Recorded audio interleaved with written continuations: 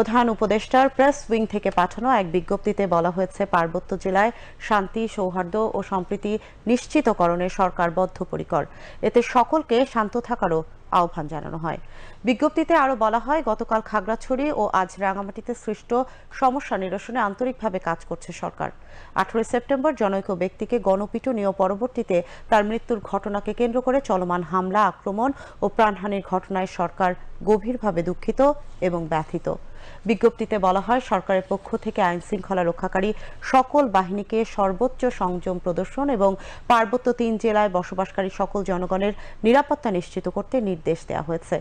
আইন নিজ হাতে তুলে না নেওয়া এবং যে কোনো সম্পত্তি ধ্বংস করা দণ্ডনীয় ও গর্হিত অপরাধ উল্লেখ করে বিজ্ঞপ্তিতে আহ্বান জানানো হয়, কেউ যেন নিজের হাতে আইন তুলে না নেয় এবং ধ্বংসাত্মক কাজে লিপ্ত না হয়। সহিংসতার সাথে সম্পর্কিত সকল ঘটনার সুষ্ঠু তদন্ত আর দায়ী ব্যক্তিদের